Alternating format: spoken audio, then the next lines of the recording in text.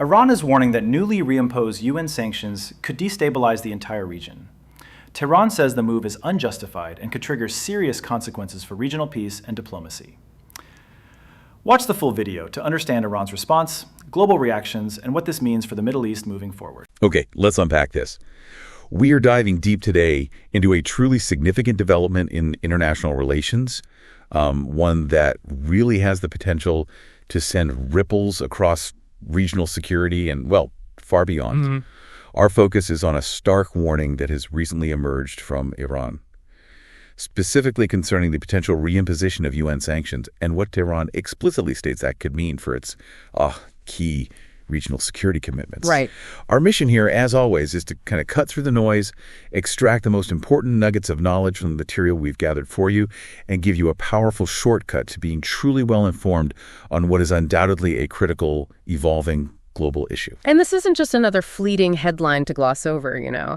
What we're about to explore is, I think, a crucial piece of intelligence. It's a specific and very pointed statement that offers a direct, invaluable window into the high-stakes world of international leverage, complex diplomatic maneuvering, and the very tangible, real-world implications of geopolitical decisions being made right now. Absolutely. Understanding these specific details, delving into not just the what, but critically the why behind these actions, well, that will give you a far clearer, more nuanced, and ultimately a more actionable perspective than any broad news overview ever could. Right. Seeing the strategy behind it. Exactly. Think of it as gaining the ability to see the strategic chess moves as they unfold in real time, rather than just hearing about the outcome later. Absolutely. So let's get right into the heart of it, because the core of this situation stems from a very pointed and public threat articulated by an Iranian lawmaker. They warned, quite explicitly, and I'm quoting directly here, if the UN reimposes sanctions, Tehran may halt key regional security commitments. Now, when you hear that, it's immediately clear this isn't some vague, open-ended or ambiguous statement. No, not at all. This is a direct conditional declaration. Wow. A very deliberate cause and effect link being drawn between a specific action taken by the United Nations, a global body with immense influence, and a significant, potentially profoundly destabilizing response from Iran. It sets out the stakes with stark clarity. Very clearly. So we have two critical elements to dissect here. First, there's the UN reimposes sanctions part. Okay. This immediately signals a return to, or perhaps an intensification of, punitive economic or diplomatic measures that were previously lifted or maybe eased. We're talking about a specific international framework, the United Nations Security Council, and, well, the tools at its disposal to exert pressure on member states. It implies a significant shift in international policy towards Iran. The serious shift, yeah. And then there's the second, equally crucial element. Tehran may halt key regional security commitments. And that's the real kicker, isn't it? It is. This isn't just an empty threat. It implies a withdrawal from specific active roles Iran currently plays in the broader Middle East. The language isn't just precise. It's designed to convey a clear conditional action tied to a specific international body. It's a very calculated statement, aimed, I think, at achieving a particular effect. Absolutely calculated. And what's truly fascinating, and frankly deeply consequential, here is the deliberate ambiguity yet profound implication of key regional security commitments. Right. What are they exactly? Well, our source doesn't explicitly define precisely what these commitments are, which is probably intentional, but we can infer a great deal about what they might encompass by considering Iran's known strategic interests and operational footprint across the region. You have to think broadly about the categories of regional security where Iran maintains a tangible presence or exercises significant influence. Okay, like what sort of things? Well, it could range from specific counterterrorism efforts, for example, intelligence sharing, or perhaps coordinated operations against formidable non-state actors like ISIS or al-Qaeda in places like Iraq or Syria. Now, Iran has, albeit controversially, historically played a significant role there. True, for their own reasons, but still a role. Exactly. Even if their motivations are self-serving, Iran's involvement has arguably contributed to counterinsurgency efforts in certain areas.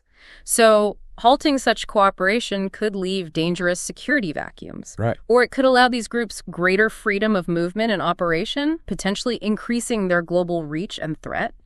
Imagine, for instance, the implications if the flow of critical information regarding terrorist networks suddenly dried up or was actively disrupted. That's a chilling thought. What else falls under that umbrella? Well, it might also extend to border security cooperation, particularly with neighboring states like Iraq, Afghanistan, or Pakistan. These are often, porous borders facing shared challenges. Illicit trade, drug trafficking. Precisely. Drug trafficking, the movement of militant groups, undocumented migrants, a withdrawal from existing agreements or even informal understandings on border management could lead to increased instability along these crucial frontiers. That could easily overwhelm already strained security forces in these countries and potentially spill over into broader regional crises. We've seen how regional instability can quickly spread, and unchecked border regions are often flashpoints. So when Iran talks about these key regional security commitments, we're really talking about a wide spectrum of their operational footprint and influence across the region, not just abstract diplomatic rhetoric. Precisely. It's tangible. Beyond land borders, we could definitely be looking at maritime security initiatives in critical waterways like the Strait of Hormuz or the Persian Gulf. Oh, absolutely vital. Hugely vital. Iran has a significant naval presence there, and even unofficial deconfliction or communication protocols could be considered commitments that prevent accidental escalation or facilitate safe passage for global shipping. That's absolutely vital for the global economy. We've seen tensions flare there before. We certainly have. Consider incidents like the seizing of oil tankers or the planting of limpet mines on vessels in recent years. These were moments of heightened tension that underscored the fragility of maritime security. So if Iran were to halt its role in maintaining even informal understandings, it could lead to increased friction, miscalculations, or even direct confrontations that severely disrupt global oil supplies and impact shipping insurance rates worldwide. Big economic consequences. And maybe even intelligence sharing. Furthermore, yes, these commitments could very well involve intelligence sharing on broader regional threats or even de-escalation agreements in highly volatile proxy conflict areas like Yemen or Syria, where Iran supports certain factions. In situations where multiple armed groups are operating, even unofficial communication channels can prevent unintended clashes. By framing them as key, Iran implies that their cessation would have a strategically significant detrimental impact on regional stability, a scenario that other regional actors, European powers, and indeed the entire international community would find highly undesirable and potentially very costly. It effectively positions Iran's actions in these areas as vital contributions to regional order, rather than just, unilateral endeavors. Okay, given that Iran has put such a specific and impactful warning on the table, what's the play here? Is this a preemptive measure to deter sanctions? Is it a powerful bargaining chip in ongoing diplomatic struggles? Or do you think it's a genuine declaration of intent, the last resort they're prepared to execute? What's the strategic calculus behind such a public and potentially destabilizing statement? That's precisely the crux of understanding the nature of this threat, isn't it? Whether it's primarily leverage or a last resort. I think such a public warning serves multiple, intertwined strategic intents for Tehran. Firstly, it absolutely functions as a preemptive measure to deter sanctions by clearly articulating the severe potential negative consequences for regional stability. And connecting it directly to UN action. Exactly. Yeah. Connecting it directly to UN action, Iran aims to dramatically raise the cost of reimposing sanctions. This forces international actors, particularly those genuinely concerned about regional peace and the potential for a wider conflagration, to think twice. It's a direct appeal to their self-interest in avoiding further chaos and disruption. Secondly, there's no doubt that it operates as a powerful bargaining chip in ongoing diplomatic struggles. Iran is currently under immense pressure from various sides, and this threat demonstrates that it possesses significant, albeit destabilizing, cards to play. It compels other nations to consider potential concessions or alternative, less punitive approaches to sanctions if they truly wish to avoid the implied security fallout. It's a way of saying, look, if you push us too far on this front, we will react in a way that significantly impacts an area you also care deeply about regional stability. It fundamentally links two distinct policy areas: nuclear proliferation and regional security.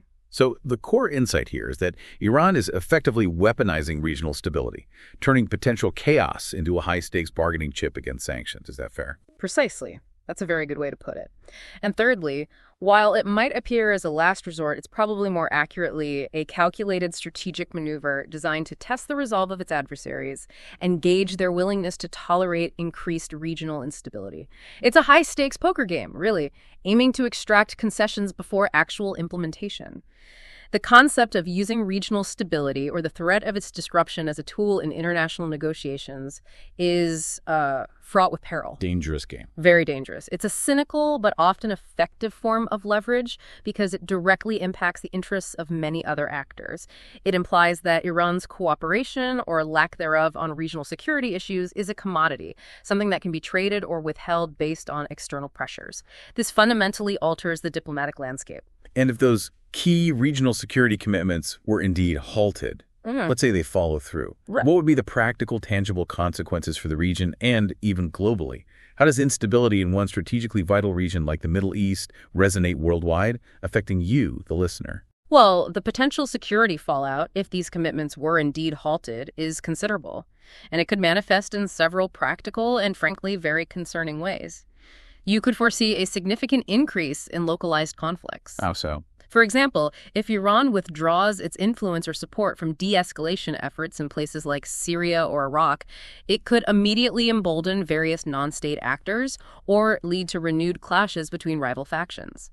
Think of the delicate power balances in specific provinces of Iraq where Iran-backed militias operate alongside other security forces. A withdrawal of Iran's coordinating role or even active redirection of its proxies could quickly lead to a security vacuum or open conflict. This isn't just hypothetical. We've witnessed how quickly a perceived power vacuum in complex security environments can be filled by aggressive actors, leading to cycles of violence. So more fighting on the ground. More fighting, and furthermore, there could be a very tangible surge in non-state actor activities. Terrorist groups that have been suppressed or contained, perhaps in part due to regional coordination that Iran has sometimes participated in, could find new opportunities to operate. This means a potential resurgence of groups like ISIS or other extremist organizations, which would naturally heighten security concerns not just in the Middle East, but globally, due to the inherent transnational nature of their threats. A global ripple effect. Absolutely. A stronger, resurgent ISIS, for instance, would require a renewed international effort to combat, drawing resources and attention away from other global challenges and potentially increasing the risk of attacks far from the region. And what about between the major regional powers? Good question. You might also witness heightened tensions or even direct confrontations between established regional powers. If Iran's commitments include any form of deconfliction or indirect communication channels with rivals like Saudi Arabia or other Gulf states, those safety valves disappear. Exactly. Their cessation could remove crucial safety valves, significantly increasing the risk of miscalculation or direct military posturing. This could manifest in escalated rhetoric, more frequent proxy engagements, or even dangerous military exercises in contested waters, raising the specter of a broader regional conflict. For you, the listener, this means a less predictable and more volatile Middle East, a region whose stability often underpins global energy security and trade. And crucially, how does that volatility ripple outwards? You mentioned energy security. Critically, for the global economy and for you, the listener, there could be direct disruption to critical global pathways. The Strait of Hormuz, for instance, is not merely a strategic waterway, it's a vital choke point through which roughly 20% of the world's petroleum liquids pass daily. 20%. 20%. So if maritime security commitments are halted, it could lead to increased risks for shipping, not just from direct attacks, but from uncertainty and heightened security costs. This directly impacts global oil prices, potentially leading to significant spikes at the pump for your car, increased utility bills for your home, and higher prices for goods as transportation costs inevitably rise. Trade routes could also be severely impacted, leading to supply chain disruptions and general economic uncertainty across numerous industries. It hits the wallet. It absolutely hits the wallet. So while the immediate conflict might seem geographically distant, its economic and humanitarian consequences can quickly ripple outward. We're talking about higher energy prices, potential disruptions to the availability of goods you consume daily, and even increased pressure on international aid and refugee systems as humanitarian crises deepen. Instability, especially in a region as strategically vital and interconnected as the Middle East, is rarely contained and almost always has measurable global impacts that reach your everyday life, your wallet, and the broader geopolitical landscape. Right. It's clear this isn't happening in a vacuum. Our source explicitly states that the threat underscores growing tension with European powers. This isn't a new friction, as you said, but one that's clearly intensifying and is directly illuminated by Iran's latest warning. And this is where we begin to connect the dots, seeing how this immediate threat ties into a deeper, ongoing diplomatic struggle that has significant implications for global stability. Exactly. The emphasis on growing tension is key here. It doesn't suggest a one-off disagreement, but rather a worsening relationship. It indicates that underlying issues are festering, leading to a progressive erosion of trust or an increasing divergence in policy approaches between Iran and these key players. And the specific mention of European powers points to particular diplomatic actors distinct from, say, the United States, who are central to this complex dynamic. This isn't just general international pressure, it's a specific strain in a very important set of relationships. Precisely. Growing tension, in diplomatic terms, signifies a state of affairs where unresolved disputes, fundamental disagreements over policy, or just a deep lack of trust are progressively eroding the relationship. It's not just about a single incident or a momentary dispute, it implies an ongoing trend, a cumulative effect of various pressures and counterpressures that have built up over time. In this specific context, it most certainly refers to persistent disagreements over Iran's nuclear program itself, its ballistic missile development, its regional activities through proxies, and, of course, significant human rights concerns within Iran. These are long-standing issues. And Europe's role in this has been quite distinct from the U.S. approach recently, hasn't it? Yes, for European powers, this tension has a particularly complex history.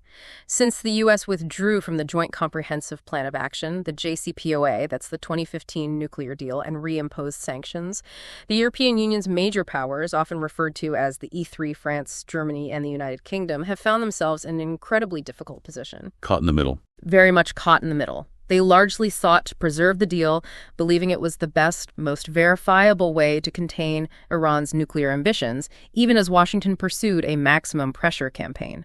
This put them in a diplomatic bind, caught between their commitment to the international agreement and their crucial alliance with the U.S. This growing tension reflects the immense challenges of navigating an increasingly complex and often contradictory set of demands from different sides. And why are European powers specifically highlighted here rather than the broader international community or even the U.S.? What's their unique and perhaps unenviable role in this dynamic? Well, the European powers, particularly the E3, have indeed played a unique and often challenging role in international efforts concerning Iran's nuclear program. Unlike the United States, which largely abandoned diplomatic engagement in favor of sanctions after withdrawing from the JCPOA, the E3 countries continuously sought to preserve the deal. They did so out of a strong belief that the JCPOA, for all its flaws, offered the most robust non-proliferation mechanism available, and that maintaining diplomatic channels was crucial. They have a profound vested interest in regional stability due to their geographical proximity, their significant economic ties to the region, and their deep concern over potential refugee flows or energy market disruptions stemming from conflict in the Middle East. They feel the effects more directly, perhaps. So they have different calculations than Washington. They often do. Their consistent position has been to try and balance diplomacy with the potential for punitive measures, always attempting to keep avenues open for dialogue while also upholding core non-proliferation principles. They even tried to facilitate legitimate trade with Iran through mechanisms like INSTEX, an attempt to bypass U.S. sanctions. Which didn't really take off, did it? It faced huge hurdles, largely due to the reach of U.S. secondary sanctions, but it clearly showed a different strategic approach from Washington. So when Iran issues a threat like this concerning regional security commitments, it's very much aimed directly at those European nations. Iran likely perceives them as the more amenable or persuadable partners within the Western Bloc, the ones who might be more susceptible to arguments about regional destabilization and its costly consequences than perhaps the U.S. might be at times. Okay, so how do the potential reimposition of UN sanctions and Iran's security threat intertwine with these existing growing tensions? Is this threat meant to exert pressure on Europe to oppose sanctions, or does it risk deepening the divide even further, perhaps even backfiring on Iran? This is precisely where the diplomatic tightrope walk for European nations becomes incredibly, almost agonizingly apparent. The potential reimposition of UN sanctions and Iran's security threat are deeply intertwined with these existing tensions, almost like two sides of the same very sharp coin. Does the threat aim to exert pressure on Europe to oppose sanctions? Absolutely. That is its primary tactical goal.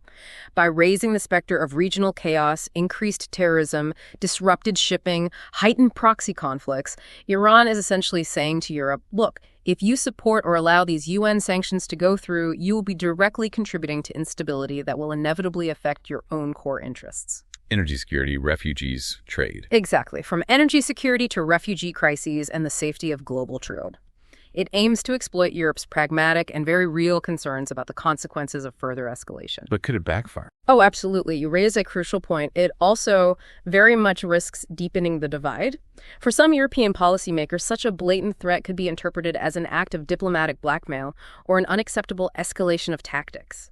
This could have the unintended consequence of hardening their resolve to support sanctions, making them view Iran as an unreliable and dangerous actor, thereby making future diplomatic engagement even more challenging rather than easier. A real dilemma. It really is. The diplomatic tightrope for European nations involves a precarious balancing act. Their desire to preserve regional stability and their interest in continued dialogue with Iran must be weighed against their unwavering commitment to nonproliferation, adherence to international law, and their fundamental alliance with the United States. They're caught between two undesirable outcomes: a nuclear Iran and a Middle East engulfed in uncontrolled conflict. Iran's latest threat forces them to confront this impossible choice directly, creating a classic catch-22 for European diplomacy. It's easy, I think, for listeners maybe to think of these as distant, abstract headlines, something happening far away. But why do these specific growing tensions between Iran and European powers matter to you, our listener, wherever you are in the world? What are the tangible connections? That's a really important point to stress. These growing tensions matter to you for several very practical, direct, and interconnected reasons, even if you're thousands of miles away from the immediate geographical hotbed of the Middle East. Firstly, they profoundly influence global diplomacy. The dynamic between Iran and European powers is not an isolated bilateral relationship. It's a crucial part of the broader international relations landscape. It directly affects discussions at the UN Security Council, shapes the very nature of any future P5+1 nuclear talks, and impacts how other nations view and interact with both Iran and the European Union, major global players. These interactions set precedents and create patterns for international cooperation or confrontation, influencing global governance and the very fabric of the multilateral system. So it shapes the rules of the game globally. It does. Secondly, and perhaps most immediately impactful for your daily life, there's the direct influence on economic stability. We touched on this before, but it bears repeating. Iran is a major oil and gas producer, and the Middle East remains the world's most important energy corridor. Any significant escalation of tensions or disruption of these key regional security commitments, particularly those related to maritime security and vital shipping lanes like the Strait of Hormuz, can directly and often instantaneously affect global energy markets. Right back to the gas pump. Right back to the gas pump. Potential spikes in oil and gas prices, which directly translates to higher costs for your car, increased utility bills for your home as energy prices rise, and higher prices for goods across the board as transportation costs increase for everything you buy. Trade routes can also be impacted, leading to supply chain disruptions and general economic uncertainty that can ripple through every sector of the global economy, from manufacturing to retail. And the human cost. And thirdly, yes, perhaps most critically from a humanitarian perspective, increased tension and potential conflict can lead to a drastic worsening of regional humanitarian situations. More instability means more conflict, more internal displacement of populations, and more human suffering. While the most immediate impact is on those living in the region, large-scale humanitarian crises often lead to increased refugee flows, which can place immense strains on international aid systems, impact neighboring countries, and eventually even countries further afield as they grapple with the humanitarian and logistical challenges. So these seemingly abstract diplomatic squabbles, debates over sanctions, and threats about security commitments have very tangible consequences that can reach your wallet, impact the availability and cost of goods in your daily life, and stir the global humanitarian conscience, demanding international attention and resources. Okay, so in response to this increasingly tense and challenging environment, Iran isn't just reacting passively. It's making a proactive, deliberate, diplomatic move, a strategic counter-strategy. Our source tells us, quite pointedly, Iran plans trilateral nuclear talks with Russia and China amid the escalation. A big move. It is. This isn't just an informal chat or a routine meeting. It's a calculated, deliberate action taken to navigate and perhaps even fundamentally reshape the current challenging geopolitical landscape that Iran finds itself in? Definitely looking to reshape things. Let's break down the key elements here. We've got trilateral nuclear talks, which immediately tells us it's a three-way discussion focused on a highly sensitive and strategically vital subject, nuclear capabilities and related issues. Right, nuclear focus. Then the specific participants, Russia and China, two major global powers with their own significant interests and influence on the international stage. Permanent Security Council members? Crucially, yes. And finally, the critical timing. Amid the escalation, this isn't routine. It's a direct, urgent response to the heightened tensions and the looming threat of sanctions. This is Iran strategically seeking out specific partners at a critical juncture to bolster its position. And this raises an absolutely important question. Why these two nations, Russia and China, for nuclear talks at this critical juncture? Their selection is highly strategic and entirely deliberate. The Security Council veto seems key. Absolutely. Both Russia and China are permanent members of the UN Security Council, giving them crucial veto power over any new UN sanctions resolutions that might be proposed against Iran. This immediately positions them as potential diplomatic shields for Iran against renewed Western pressure. Their coordinated support is paramount if Iran wants to avoid the full weight of international, legally binding sanctions, which would compound its existing economic challenges.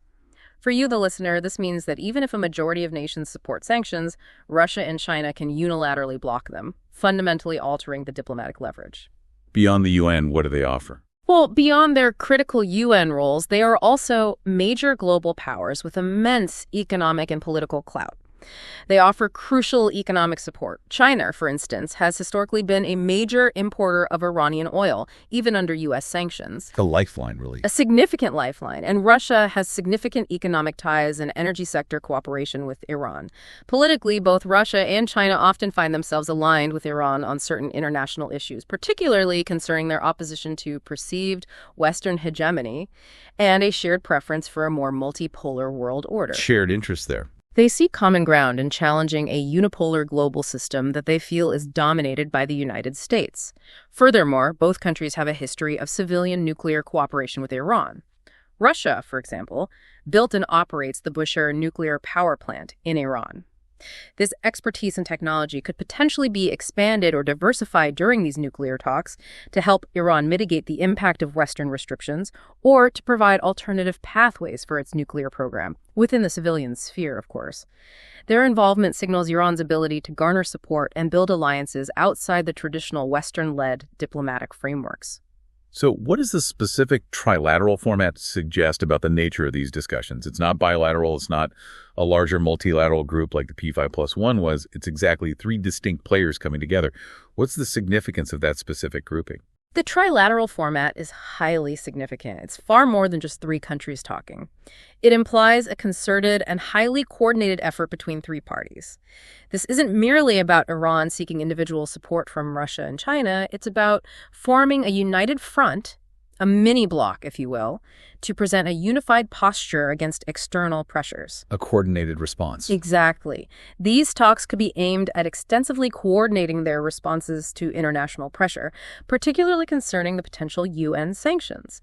It suggests a collaborative strategy to counteract Western diplomatic and economic measures, potentially even designing ways to circumvent them. And the nuclear aspect, is it just about the existing program? Well, furthermore, nuclear talks in this trilateral setting might not solely be about Iran's adherence to non-proliferation treaties as defined by the West.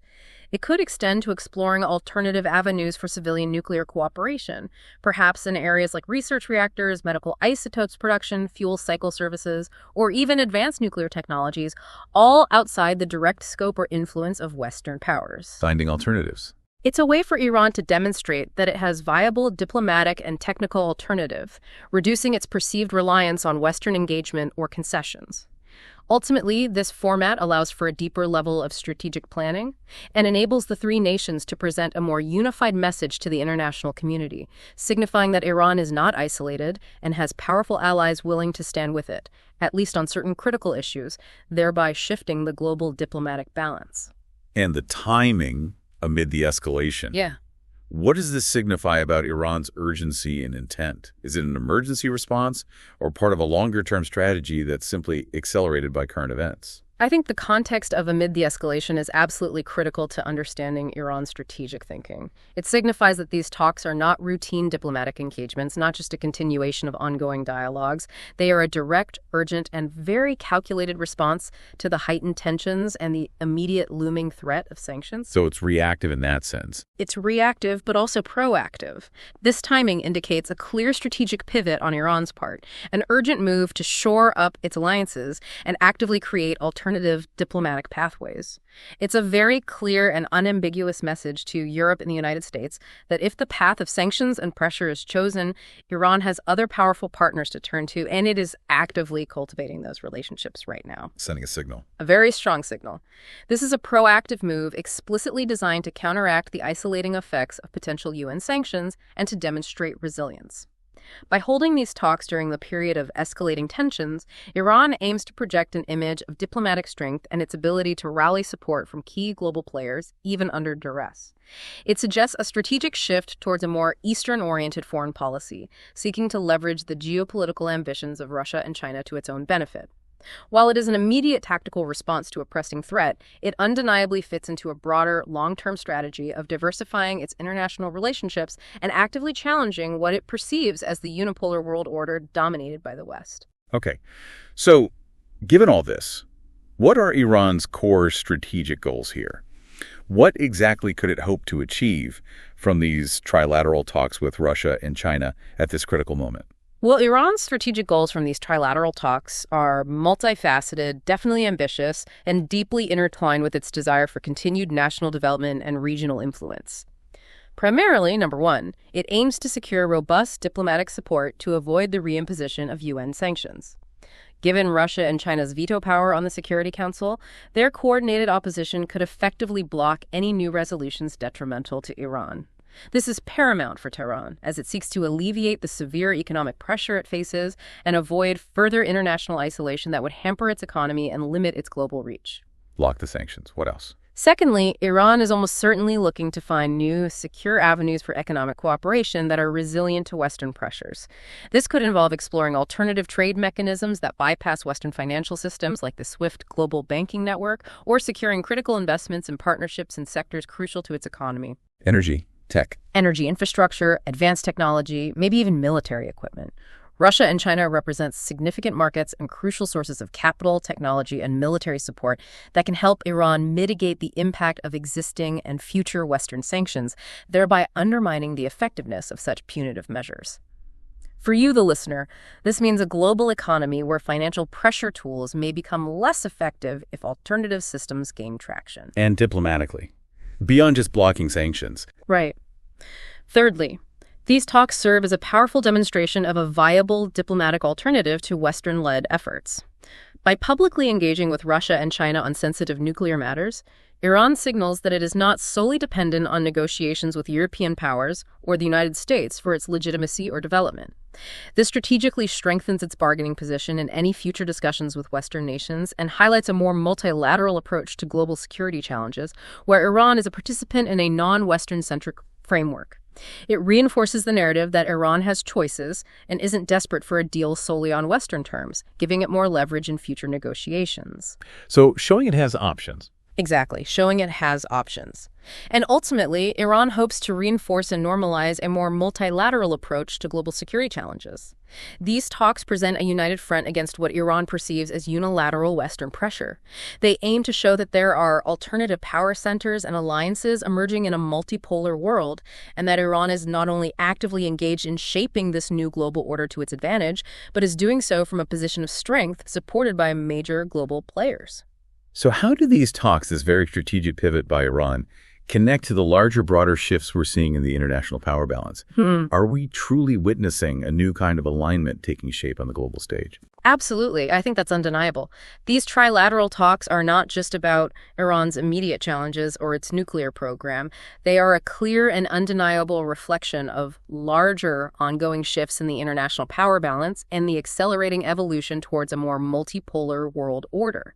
For decades following the Cold War, the global order was largely shaped by the West, with the United States at its apex, often referred to as a unipolar moment.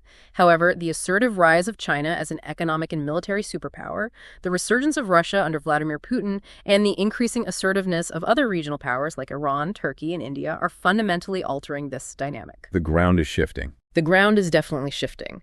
These talks illustrate a deliberate move towards a more pronounced alignment among countries that are often at odds with Western foreign policy or that actively seek to establish alternative geopolitical poles to Western influence.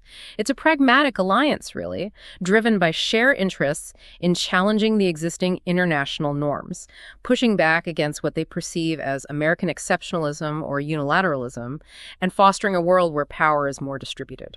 Is it an axis?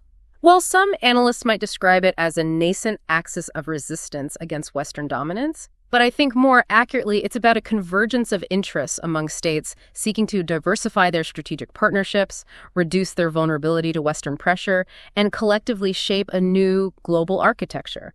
It's about practical cooperation where interests align. And how does this impact things like nuclear talks or regional stability going forward?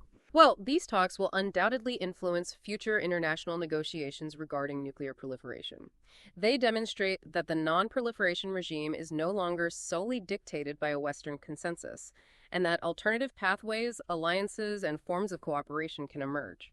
Furthermore, they could fundamentally reshape regional stability by introducing new security architectures, or actively undermining existing ones.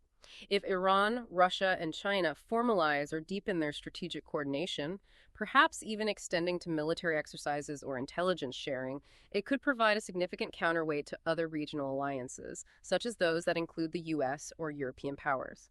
This could potentially lead to a more complex, fragmented, and potentially less predictable geopolitical landscape, where the rules of engagement are being rewritten and other nations are prompted to reconsider their own alignments in this evolving global chess game. Okay, so what does this all mean for us, the audience of this deep dive?